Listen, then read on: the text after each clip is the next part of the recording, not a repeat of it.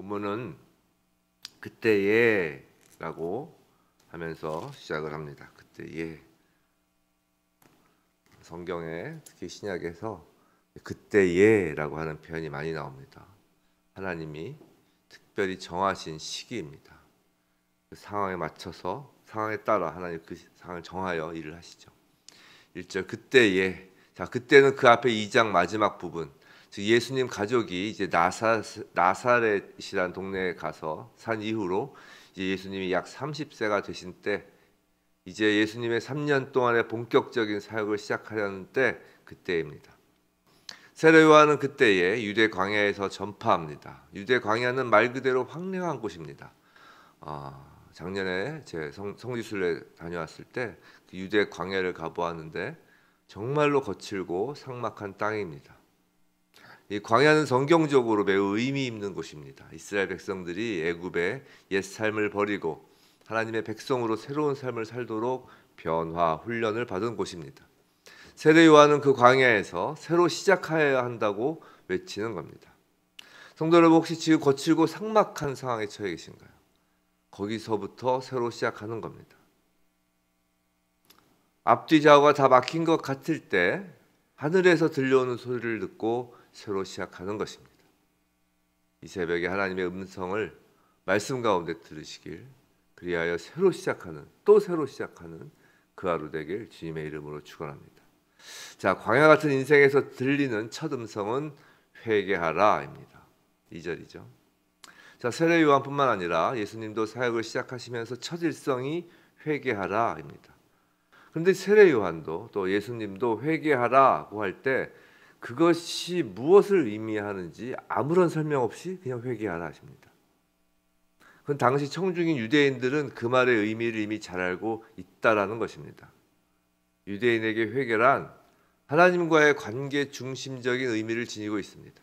이것은 우리 그리스도인들에게도 동일합니다. 회개라는 말의 그 히브리어는 테시바하인데 이건 되돌아가다라는 의미를 나타내는 동사인 슈브의 명사형입니다.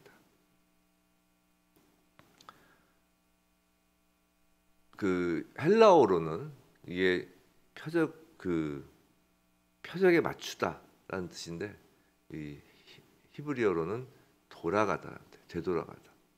즉 회개란 악에서 돌아서 하나님께로 되돌아간다는 겁니다.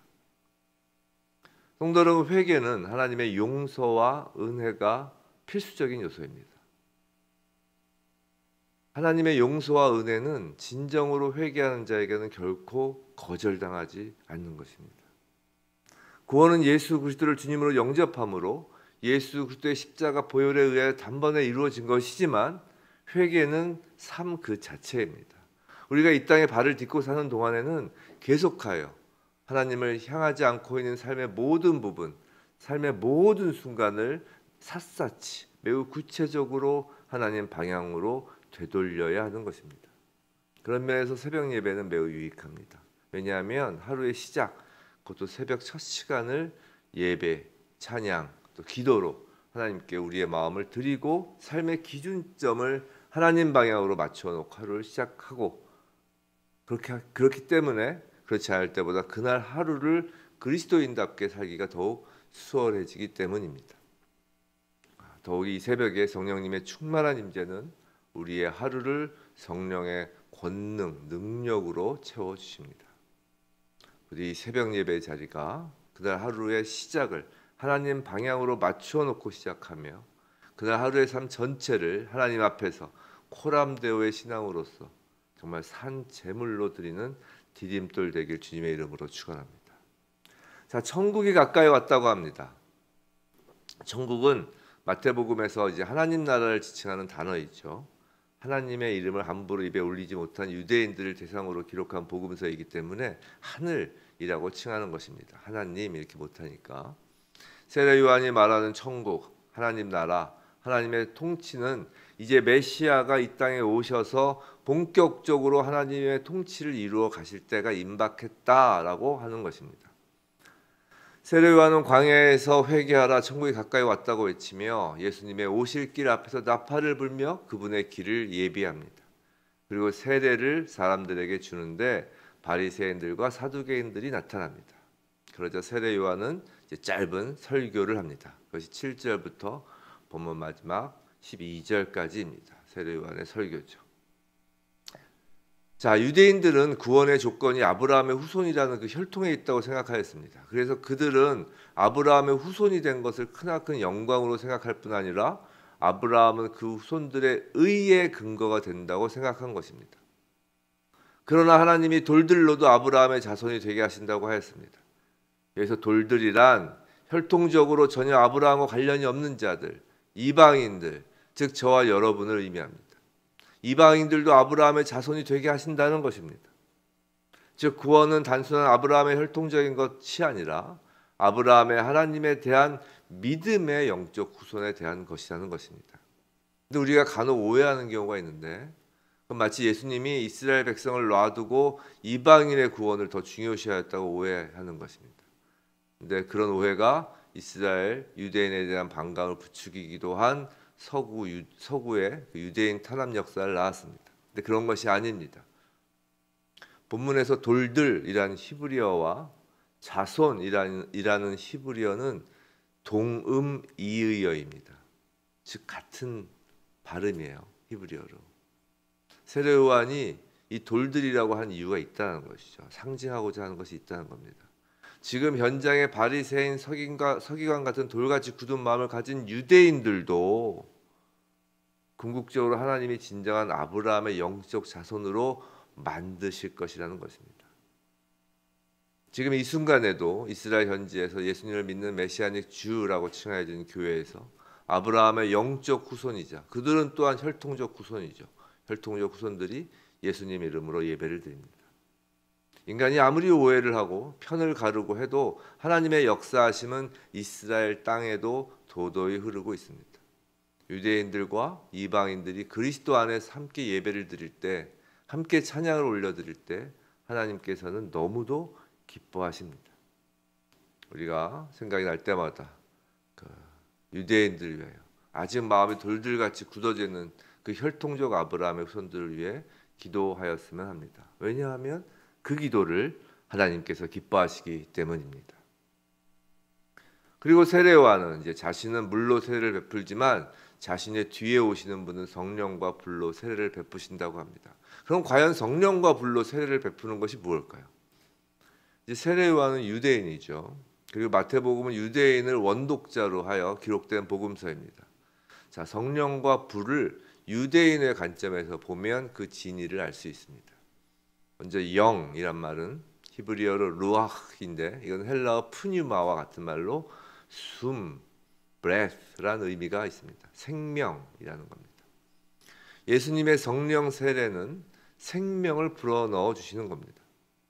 이 새벽에 광야처럼 삭막하고 생명이 없는 마른 뼈와 같은 우리 인생이 성령으로 인하여 살아나길 주님의 이름으로 축원합니다. 생명입니다. 또한 루아흐는 바람이란 뜻도 있습니다. 이것은 태풍을 나타내는 말이고 엘리야가 들었던 휘몰아치는 권능의 바람입니다. 바람, 태풍은 능력을 의미합니다. 배를 뒤엎고 나무를 송두리째 뽑아버리는 힘입니다. 성령은 능력의 영입니다. 부디 성도 여러분, 이 새벽에 하나님의 루아흐를 받아 성령, 능력의 영과 함께하는 하루 되시길 주님의 이름으로 축원합니다. 생명, 능력입니다. 또 루아흐는 하나님께서 세상을 창조하실 때 수면 위를 운행하시던 영입니다. 창조의 영입니다.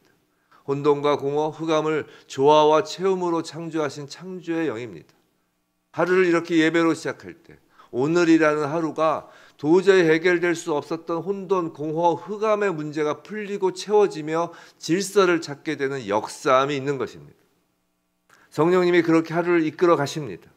오늘 하루도 성령님의 그 창조의 역사가 이 시간 새벽부터 잠들 때까지 우리 일상에서 이루어지길 주님의 이름으로 축원합니다. 생명, 능력, 창조입니다. 그리고 성령은 진리의 영입니다. 하나님의 진리를 인간에게 계시하시는 것이 성령입니다.